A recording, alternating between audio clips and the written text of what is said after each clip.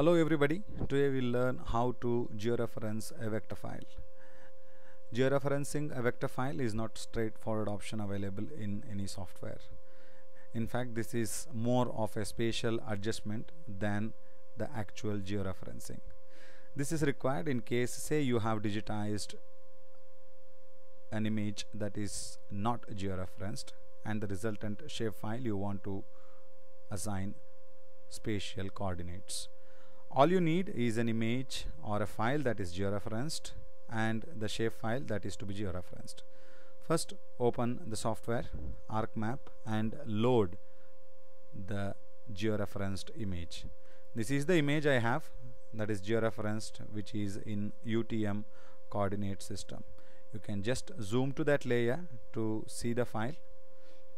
This is the file. Now you need to open the shapefile that you want to assign coordinates to. Open the file. That will not sit on the image as it is not georeferenced. To see the file, just zoom to that layer and here it is. This is the shapefile that is not georeferenced, but you want to georeference with respect to this image. First of all, we need to find out where this shape should sit. We'll go to that image and look for the place where it has to sit. In fact, you will be knowing that since you would have digitized that area. In this particular image, that shape file has to sit over this. Now we'll go to global extent, which means both these files are in this screen now. You cannot see the shape file because it is neither to scale nor georeferenced. So now there is a requirement to find out where does it come exactly and bring it over here. Thereafter do the spatial adjustment part. Go to editor and start editing. You will be asked which file to edit. You will specify the same shape file that you want to georeference and put start editing and go to that layer. Now you select that file. Once you select that file, it is easily movable. It can be moved.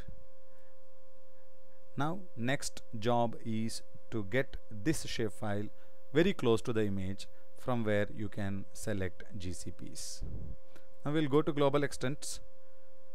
Now you can see here is this shapefile. This shapefile, I'll just drag it on to the image. Have dragged it on the image and we will zoom that area. Now here is your shapefile and here is your feature. Now there is a requirement to use spatial adjustment toolbar. Here is your spatial adjustment toolbar. If it is not available, you can right click here and select it from the list. Here it is. Now you put it back in its place and we'll start the process. Again, you need to select common points. Say I'll select this to be the first point. Always make sure that your shape is in editing mode and it is selected. Otherwise this process will not work. In the spatial adjustment, go to the displacement link, that is new displacement link, and click on the point of interest. Now zoom out. You can just use the scroll down and scroll up functions in your mouse to zoom in and zoom out the image. Now that particular point was corresponding to this point, so I'll just click at that point. So I have put the first point. Now I need to select at least 2 more points to do the spatial adjustments. I will go for next points, say this one. We'll try to find whether the same point is available in the image.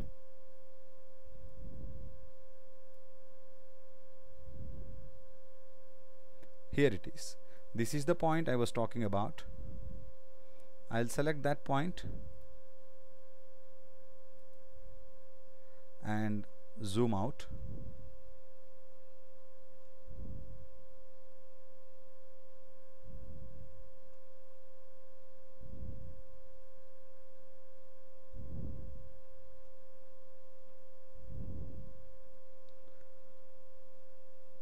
Now you click the second point in its place. Here is the point. I'll select this point here and I am done with 2 points. Now I need to specify another point. Probably I would go for this point. Be very careful while selecting these points, or a single wrong point can spoil the entire process.